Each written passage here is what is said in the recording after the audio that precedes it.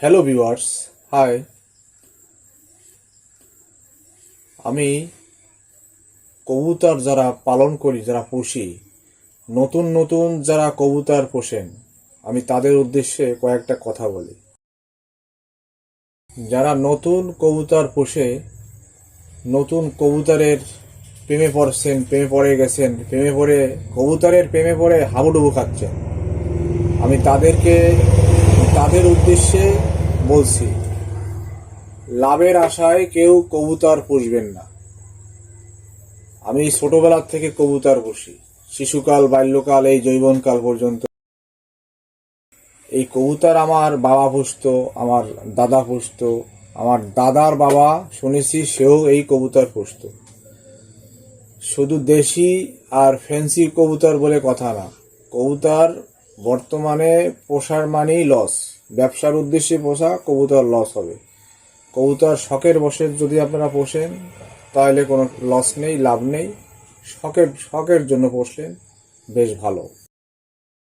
কবুতরের খাবারের দাম দিন দিন বাড়বে, এছাড়া কমবে না কিন্তু। তবে হ্যাঁ, কবুতর পুষবেন, কবুতর পোষা ভালো। কবুতর হলো মানুষের টেনশন রোগের ওষুধ। টেনশন রোগের কোনো ওষুধ নাই, কোনো বিজ্ঞানী বের করতে পারে নেই।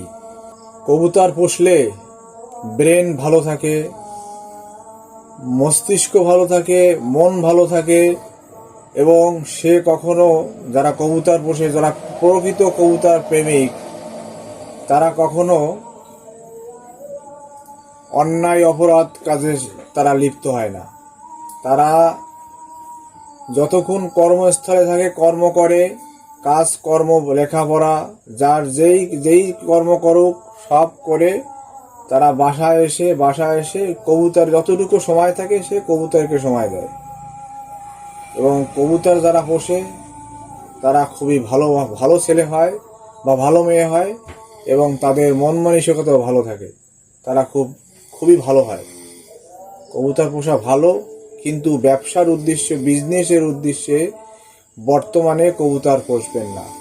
তাই যারা নতুন কবুতর পুষবেন তাদের উদ্দেশ্যে আমি কিন্তু বলছি, কোনো চক্রের হাতে পড়বেন না। চক্রটা কিন্তু বলবে এই লাভ হয়, সেই লাভ হয়, এই পাল্লা খেলতে লাভ হবে, ফ্লাইং খেললে লাভ হবে, হাই ফ্লায়ার খেললে লাভ হবে, রেস খেললে লাভ হবে, কবুতর পশু হ্যান করো ত্যান করো, এগুলো আসলে মিথ্যে কথা।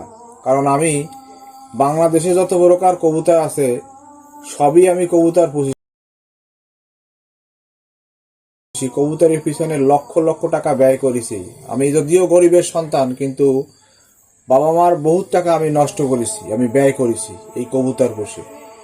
তাই যারা নতুন নতুন কবুতরের প্রেমে পড়েছেন, প্রেমে পড়ে হাবুডুবু খাচ্ছেন, বিজনেসের আশায়, ব্যবসার আশায় কেউ কবুতর পুষবেন না, সম্পূর্ণ লস হবে।